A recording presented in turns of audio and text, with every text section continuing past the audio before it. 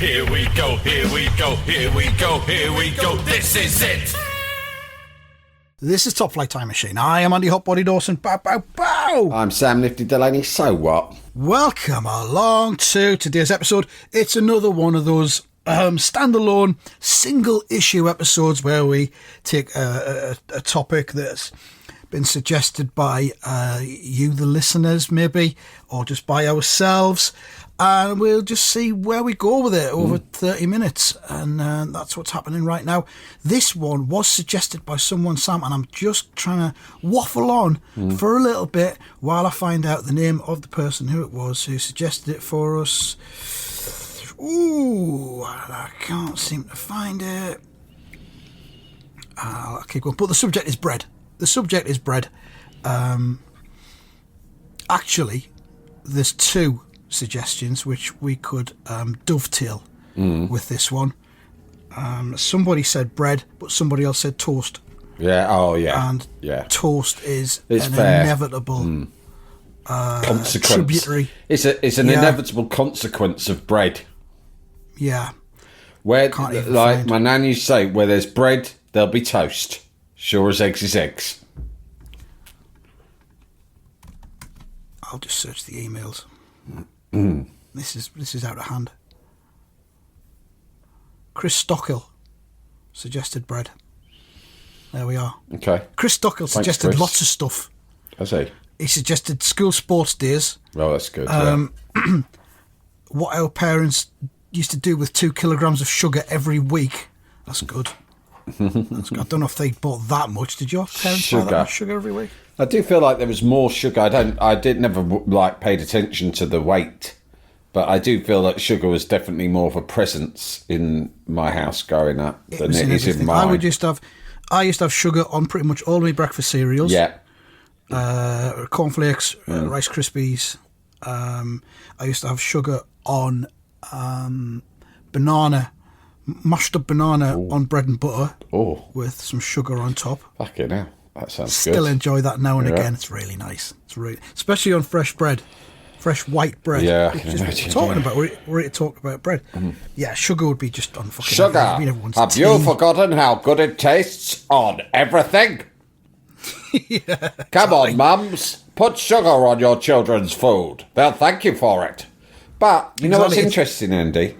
Everyone adds loads of sugar. That's true. Sugar on cereal is in particular. That's a memory. And you just add it willy nilly. It was considered almost entirely benign. In fact, the only health risk that people would ever mention about sugar is you'll rot your teeth. But even then, that was sort of regarded as but only if you eat loads of sweeties, like loads of like Roundtree's fruit pastels, non-fucking stop. All the other sugary stuff was fine. Yeah. Just using raw sugar was fine. But obesity is much higher now than it was back then. And I would say we buy less sugar.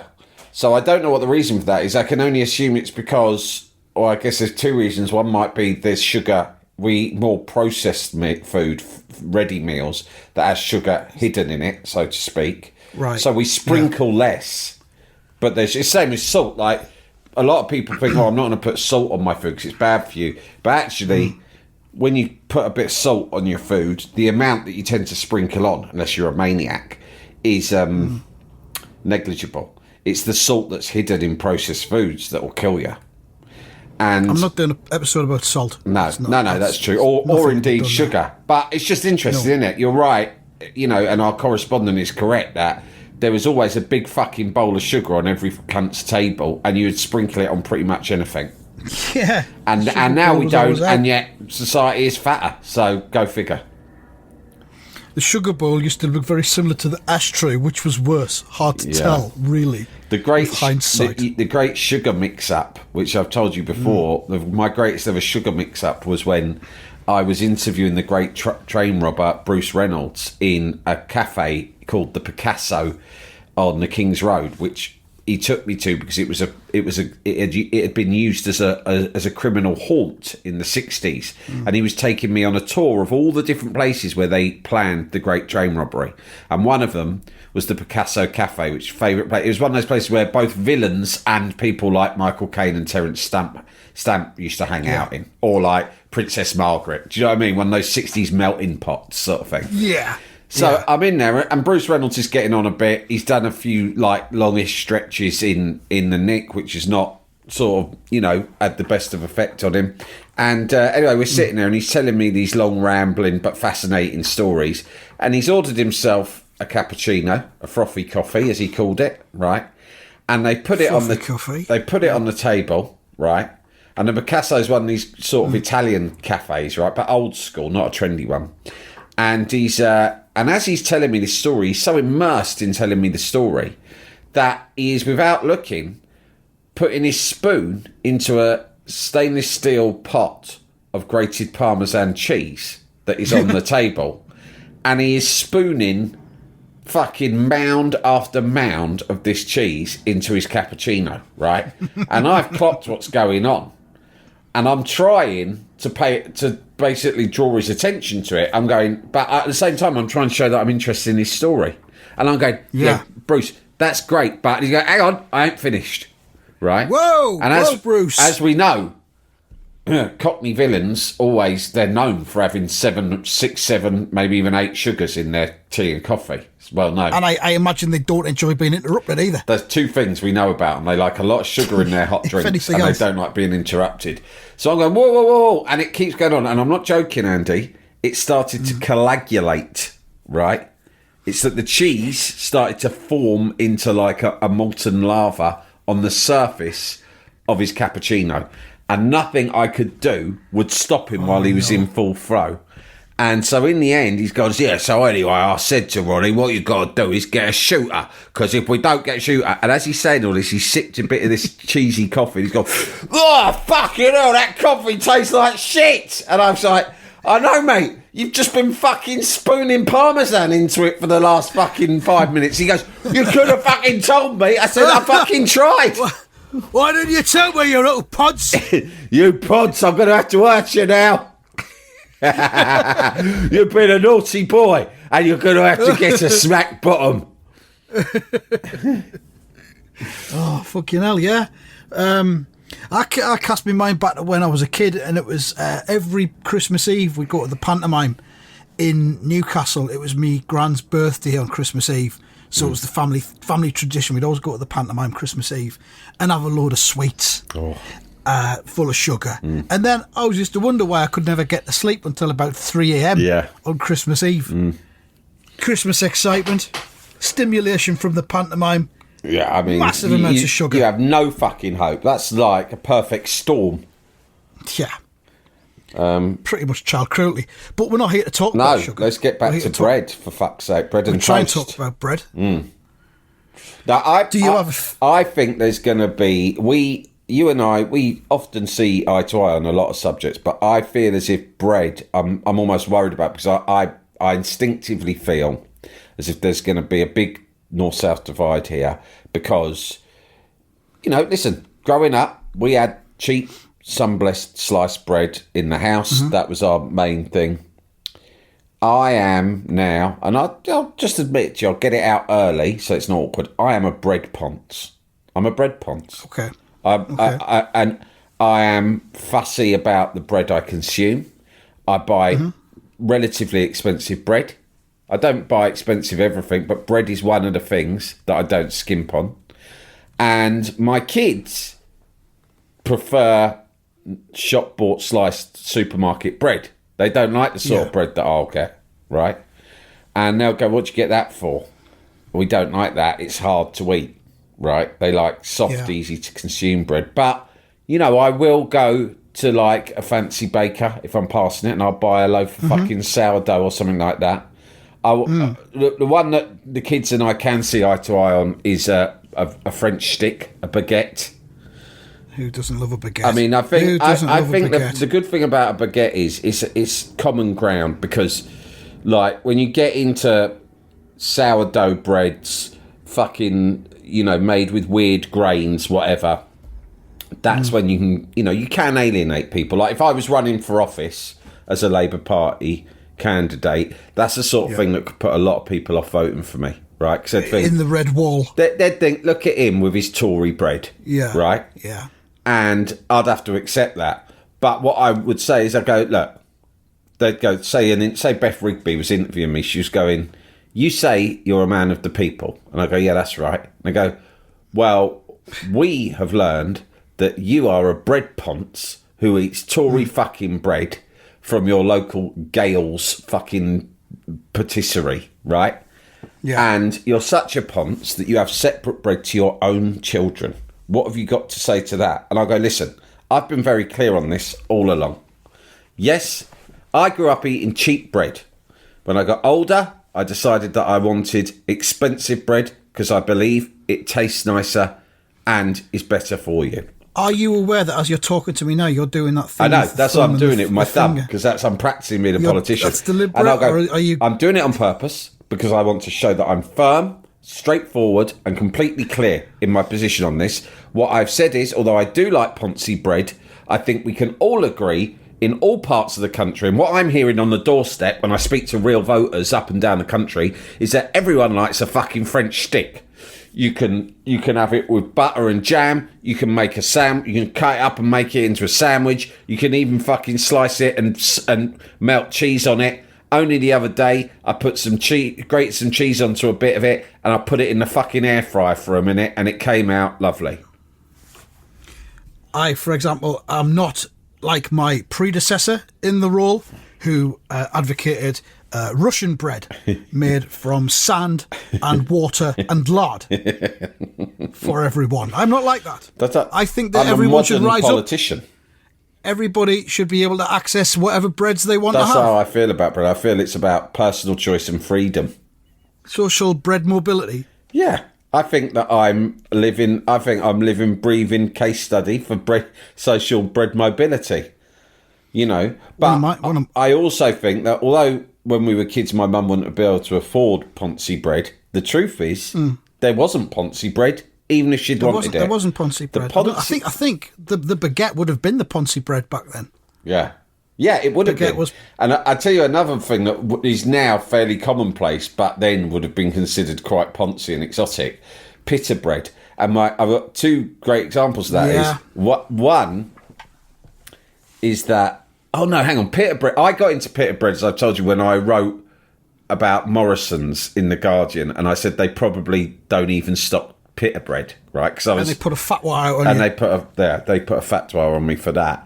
But I was at university with this girl who my girlfriend lived with 1 year, like not through choice, but you know, when you're just chucked together with people. And there was this little sort of very posh girl from Camden in her house. And she spoke like that. Her name was Lara. And she said, and she was very posh, and her father was a barrister. And she once said, and we never forgot it, she in order to put someone down for their social status, she went, oh my God, they're the sort of people who dream of French bread. And that's a line that we've all remembered. My missus. You don't forget that, do you? They're the sort of people who dream of French bread at night. Crikey, fucking hell. We had pita bread when I was younger, but my uncle was Greek. Oh, my uncle had come across from Greece to study at Sunderland Polytechnic, right? And then married me auntie. So Andy, there was a level. Young Andy, come here and sit on your knee. I want to show you something. Look at this. You know what that is? Is it a glove puppet? No, it is not glove puppet. It can be.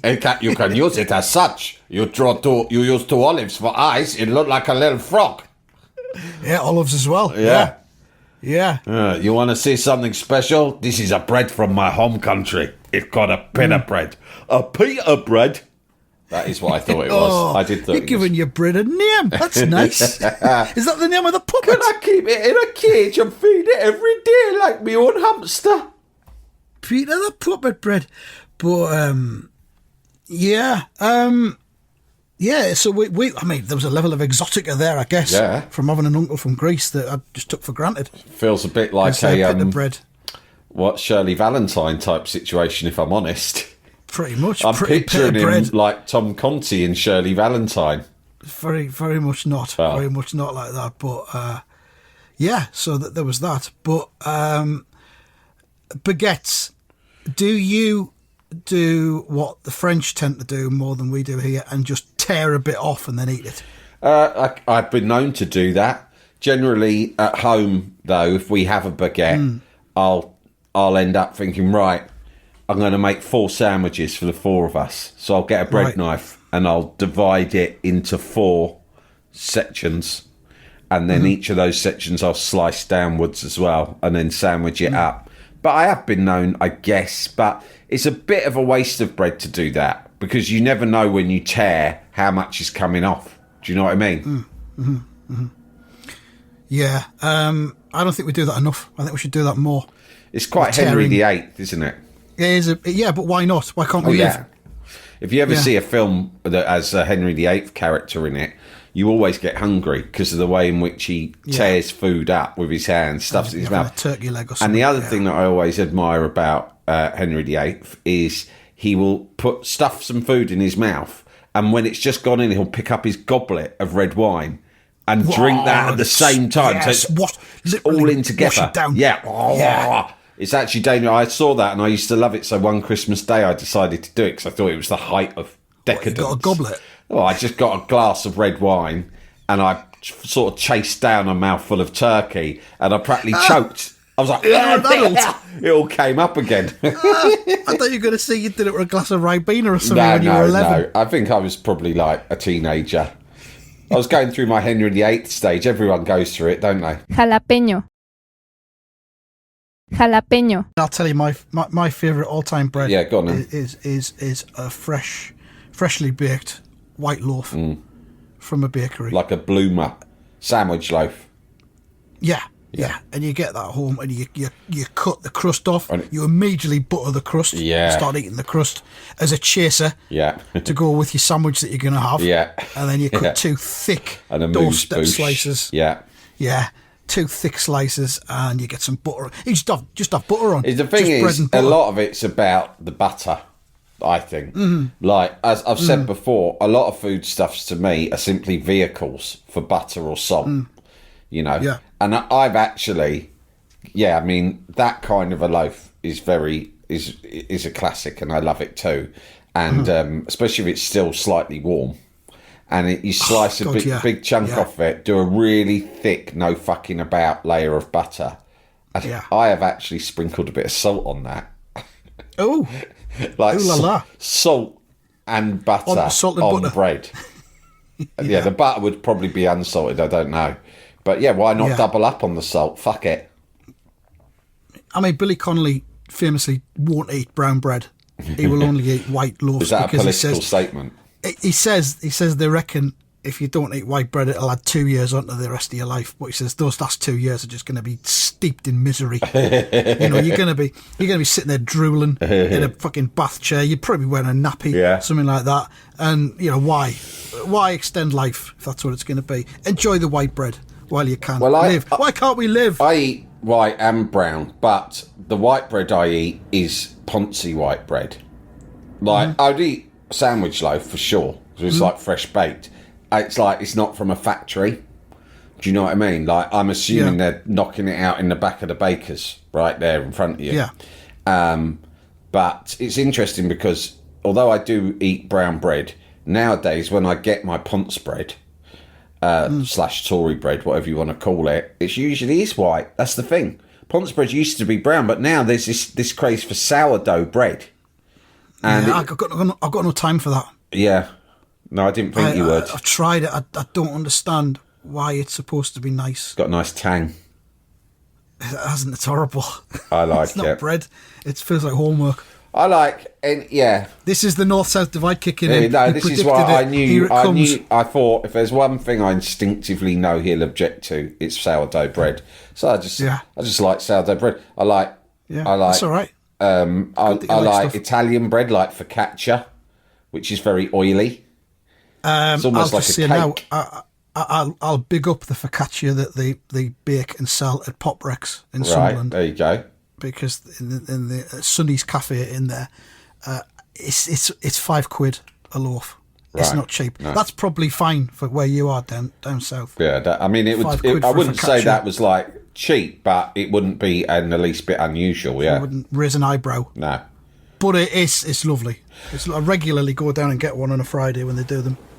Yeah. There's a cafe near where I live that me and my son often go to together, and we went there once after school. I picked him up, and we went in for it was sort of winter time, so we went in for a hot chocolate after school, and they were shutting. They shut early. Some of these places that are bakery/cafes, they shut early because they get their bread delivered really early, and once it's all sold out, they just shut. That's it. Right, game over. Yeah. And the woman in there said, "We're shutting down. Do you want some bread?" Right, and I went, "No, we're all right, bread." She went, "No, you can literally have it because we don't sell bread unless it was baked that day."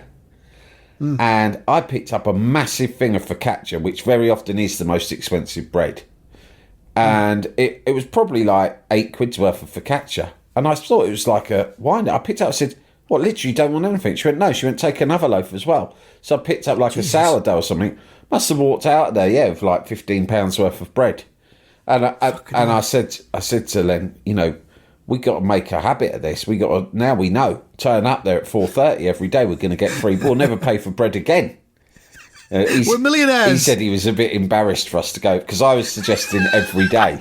I was going, every day I will pick you up from school and we will come here and get our bread for the price of 2 hot chocolates. And he was like, "No, come on, they'll be on. It's right, embarrassing." I've got other stuff to do. Yeah, I suppose so. We can move on to toast. Yeah. I suppose. Toast and toast top. Now, sliced white bread for toast, different kettle of fish. I would have that. I'd have toast. I'm a bit more flexible on what I'll toast, especially if I'm having it with classic toppings such as jam, marmalade, Marmite. Yeah, I'll take white or brown. Marmite or peanut butter. I'll take white or brown if it's toast. Yeah. I'm not really that. But bothered. again, I would really enjoy a thick slice of white that isn't even really toasted all that much in the middle. No, because it's so thick. I'd So like to get that sort of bread textures. you're talking about and have it with a thick layer of butter and a thick fucking layer of strawberry jam. Yeah. Yes, sir. Sometimes I have a jam up. I'll go to the shop on a Saturday. I don't do it regularly, but like about once a year. Again, it's sort of something that I do with my son, really. I go, "Should we go for a jam up today?" And we'll go and we'll buy a couple if we're running low on jam, we'll go and buy 2 new flavours and then get a loaf of bread and just go home and eat a load of fucking toast and jam middle of the day. Yeah. Fucking blinding. It's a perfect meal. It is really good. Really good. It really is. I can remember the first time I ever ate brown bread. That might sound remarkable. It might not. I'm not sure, but I can remember it. It was a school trip where we were going to go to the park. Yeah. And part of it was, please bring along some bread to feed the ducks. Right. Now, of course, nowadays we know giving bread to ducks will probably kill them. Yeah, they blow That's up what we've and been told. they They blow up, explode. they explode. Yeah. That's when you see feathers lying around. Yeah. Just like near a lake. That's because a duck has exploded. And that's because you've given it bread. But my gran gave me a bag with some torn up small pieces of brown bread. Yeah. I'd never had brown bread. She was a brown bread eater. And I was like, no, not for me. I'm a white bread guy all the way. Yeah. I am 9, whatever I was. It's my belief system. It's part of my belief. It's part of who I am. Yeah. It always will be. Don't try and change me. Yeah. But she gave me this bag of torn up, almost crumb size pieces of brown bread. So we got to the park and we were about to feed the ducks. I opened the bag. It smelled all right. I thought, I'll try a bit of this before I give some to the ducks. Tried a bit. Fucking really liked it. 5 minutes later, I've eaten pretty much the entire bag of brown bread and the ducks got out. Oh. But I was then converted to brown bread. It's that thing they say when you say, I don't like olives. What can I do to start enjoying olives? And they say you should eat 9 olives consecutively. Yeah. And by the time you've done that, you'll like olives. You've got to get over you'll the definitely hump of like the them. bread. That Yeah. Well, so whatever happens, Probably. you'll like olives once you've eaten Probably 9 you of might them. like them. You'll know either way. You'll know whether you like them or you don't. After 9. Fucking hell. That's what they reckon. Do you like olives? Yeah, I love them. Yeah. I'm a big olive fan. Did you do the nine olive trick, or did I you just can't start remember. I can't remember how I got into them, but I've always been, because of my appetites. Let's say, if someone, sometimes you might be at an Italian restaurant, they put some olives just for a little nibble. on the table. Just have a little olive while you're waiting for your starters to come. And like normal people will just take literally 1, maximum 2 olives, have a little nibble. Yeah. If they put a fucking bowl of olives in front of me, I'm eating every single fucking olive. All Drag of them. the ball across to your part of the I'll table. eat them. I'll be hunched over it like a bowl of cereal. Do you know what I mean? Spitting the fucking stones out. Yeah. Yeah, it's disgusting. But I'm a big olive eater. That's you, and who can judge you? Only God. Only God. I guess. And one day he will. And I'm ready for that. I'm ready to have a sit-down discussion with him about all of these greedy things I've done. You have lived a very greedy life, son. A gluttonous life. You're a gluttonous pig. What have you to say in your defence? Well, what can I say? I like olives, if that's what you're on about. It's not just the fucking olives. It's everything. Well, yeah, right, but I mean, it is mostly olives. I'll say this to you, Delaney. This is heaven. And we've got some fucking lovely food up here. And what's more, we've got an infinite supply of it. But I'm going to be fucking watching you. So wind your fucking neck in, yes? I remember looking down and watching you in Club Med on that all-inclusive you went to. Yeah, I know you paid your money, but you took the absolute piss. Don't get me wrong. It's like Club Med up here. There's infinite supply. But don't act a cunt. That's all I'm saying. Don't ruin it for everyone else. Well, I mean, I'll pay my money for Club Med. If it's not all you can eat, they shouldn't say all you can eat, should they? Yes, but I mean, for goodness sake, a man should have some boundaries. It's about personal dignity. Not with me, mate. Not once I pay my money. The more you eat, the more you're earning. Think of it that way. You are very, very close to going down there. Stop talking. God, don't be like that, God. Let us in. I'm not going to scoff everything. Just tell me where the olive station is. Here. Also, do you have an omelette station? They're good and all, aren't they? Where you get to choose your own things. How many ingredients can I have? 3? If it's 3, I'm going to have cheese, mushroom, and, fuck it, olives. Can you put olives in an omelette up here? Oh, for fuck's sake. Just fucking go in. Fucking bored of listening to you now.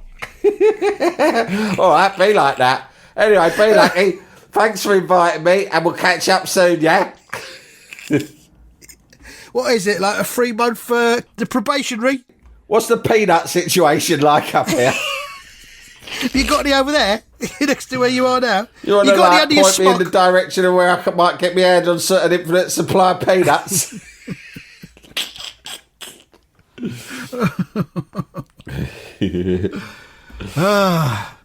I don't know, finally, have you ever made your own bread? Do you enjoy it? Is it something you regularly do? Have you got a bread machine? I have made bread in lockdown like everyone did. I decided I'm going to make some bread.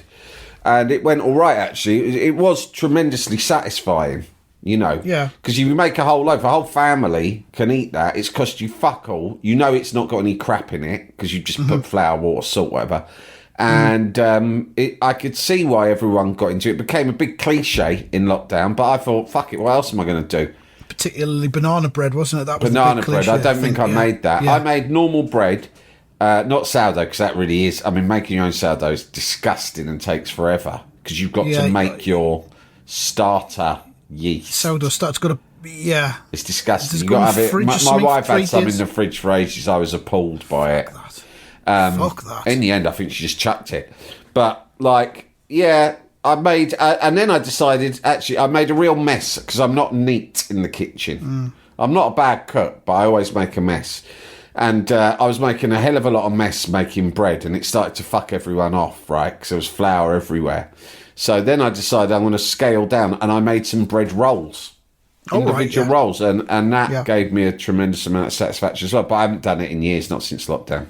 I never did it. I bought some yeast, which was the ingredient was hard to get. It was, during lockdown, and I just never got around to actually doing it. But I keep wondering why I don't make bread because, might as well, like you say, you've got the ingredients. There's no additives in it or anything. It's a satisfying thing to do. Why are we not doing it more often? And it's so cheap. I mean, the thing is, I follow this guy on Instagram, and he shows you the amount of shit that you're buying non-stop from the supermarket that is a piece of piss to just like make your own. Yourself. So one thing that I do, I don't know if you like a salad onion, spring onion. I believe they call them scallions in America. You know, you know the ones I mean, the long cunts. Yeah. So you get a bunch of them. I don't know how much they cost, but you get a bunch of them, right? And you chop them up. You eat them in a salad or whatever. Right. And then you go and buy another lot if you're regular spring onion eaters, which we are. Well, you know the little bit at the end that has got little bits of like what look like root, right? Yeah, the bit you cut off. Yeah, cut that off, right? Just on a couple of them, leave like a centimetre or two of onion, right? Yeah. Then I put it on my windowsill in a glass of water. So the head of it is just in the glass of water. They just grow back really quick. Fuck me. I haven't paid for spring onions in 2 years, right? Fuck me. And then and I got that off this geezer on Instagram, and I try and remember the name, but it's he does it with everything, pretty much everything. He shows you some things are a bit more complicated than others, but on the whole, you don't need a big fucking allotment. You get a tomato, you chuck it into a fucking bag of soil. Fuck it, tomatoes will be out next summer. How long does it take a spring onion to grow back? About a fucking week, mate. Fuck me. They grow non-stop. I've got spring onions growing non-stop on my windowsill in my kitchen.